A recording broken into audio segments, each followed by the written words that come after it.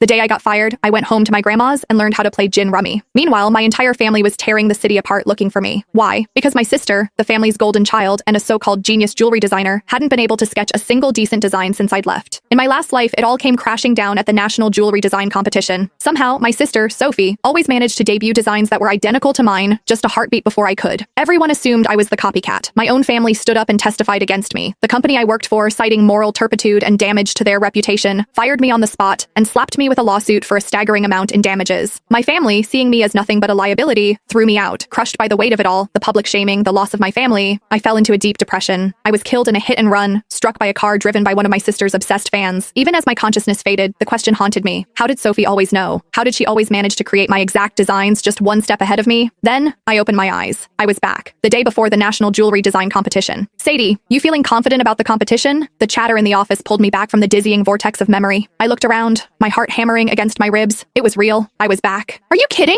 Sadie snagged the Designer of the Year award 3 times running, a colleague, Maria, said, giving me a playful nudge. She's got this in the bag. I managed a weak smile, unable to form words, because only I knew what was coming. In my last life, I submitted a design I had poured my soul into for days. On stage in front of everyone, I was branded a fraud. They displayed 2 sketches on the main screen. They were identical, down to the last delicate line of filigree on the setting. But the timestamp on the other submission was a full day before mine. And the artist? My dear sister, Sophie Walker. She stood in the audience, her eyes wide and red-rimmed, staring at me with a look of shattered betrayal. She brought a microphone to her lips, her voice trembling as it echoed through the auditorium. Sadie, how could you? If you were blocked, I would have helped you find inspiration, but to steal my work? Why? I was frozen. That was my design. It had lived on my encrypted laptop, unseen by any other human eye. Before I could even begin to explain, the crowd erupted. Get the plagiarist off the stage. The nerve of her, showing up with a stolen design. She doesn't deserve to be a designer. Fraud. I grabbed a microphone to defend myself, but my voice was drowned out by the jeers. A few scattered voices of support were quickly silenced when my own parents took the stage. They held up photos of Sophie, supposedly working through the night at her drafting table at home. They spoke of their profound regret, of how they were ashamed to have a daughter like me, and announced their intention to sever all ties. After that, it was over. No one believed me. Security escorted me out of the building. The moment I turned on my phone, it was a firestorm of hatred. Back at my apartment, I checked my laptop. No viruses, no spyware, no remote access logs. The computer and my physical sketchbooks had been with me at all times. There was no conceivable way the design could have leaked. But Sophie's was identical. Every idea, every spark of inspiration, every line I drew, it was all mine. I could not have copied her. It was impossible. Hey, Sadie. Maria's voice cut through my thoughts again. I heard your sister is competing this year too. Any friendly family rivalry? Who do you think will take home the top prize? Not long after I'd started at this firm, Sophie, by some mysterious coincidence, had gotten hired too. The mention of her name sent a jolt of pure terror through me. My fists clenched so tightly my nails dug into my palms, drawing blood. My sister, Sophie. When she was born, she didn't cry. While all the other newborns in the nursery were wailing, she was silent. My mother, convinced it was a bad omen, brought in a spiritualist, a so-called seer from the mountains.